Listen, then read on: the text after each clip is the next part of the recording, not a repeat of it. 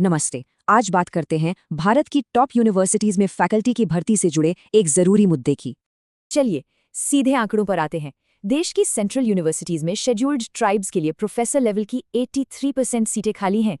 और ये सिर्फ एक ग्रुप की बात नहीं है, ओबीसी कैटेगरी में भी प्रोफेसर के 80% से ज्यादा पद खाली पड़े हैं। तो सवाल ये है कि कानूनी तौर पर तय इन पदों और असल भर्ती के बीच इतना बड़ा गैप आखिर क्यों है? इसकी जड़ें भारत की आरक्षण नीति यानी रिजर्वेशन पॉलिसी में है, जो एक तरह का अफर्मेटिव एक्शन है। इस पॉलिसी को उन तबकों के लिए लाया गया था जो ऐतिहासिक तौर पर समाज और शिक्षा में पीछे रह गए। संविधान के आर्टिकल 15(4) और 16(4) जैसे कई प्रावधान सरकार को इसके लिए विशेष कदम उठाने का अधिकार देते हैं। सेंट्रल एजुकेशनल इंस्टीट्यूशंस एक्ट में कोटा तय है। ओबीसी के लिए 27%, एससी के लिए 15% और एसटी के लिए 7.5%। अब जरा असल आंकड़े देखिए। सेंट्रल यूनिवर्सिटीज, आईआईएम्स और आईआईटीज में हजारों रिजर्व्ड पद खाली हैं। और देखिए सीनियर लेवल पर यह गैप और भी बड़ा है।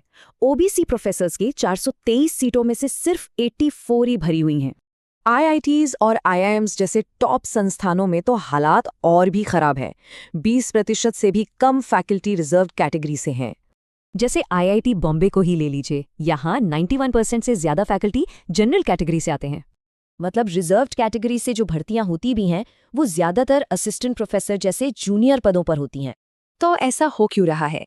एक पार्लियामेंट्री कमेटी ने सीधे सीधे यूनिवर्सिटीज पर गलत तरीके से इसे लागू करने का आरोप लगाया। एक बड़ी वजह है फ्लेक्सी कैडर सिस्टम, जिसे कई आईआईटीज भर्ती के लिए इस्तेमाल करते हैं। इस सिस्टम में न तो वैकेंसी की घोषणा होती है, न ही कोई साफ रोस्टर होता है। भर्ती का पूरा प्रोसेस ही पारदर्शी नहीं है। अब लागू करने के तरीकों से इतर एक और बड़ी बहस है कि आखिर रिजर्वेशन का हकदार कौन है। जाट समुदाय का मामला इसी बहस को समझने के लिए एक अच्छा उदाहरण है।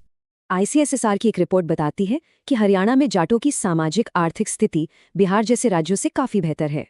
लेकिन वही रिपोर्ट ये भी कहती है कि ये समुदाय हायर एजुकेशन में काफी पीछे है। तो ये मामला थोड़ा पेचीदा है। तो सवाल यही उठता है कि भारत के टॉप संस्थान एकेडमिक मेरिट और सामाजिक न्याय के बीच संतुलन कैसे बनाएंगे।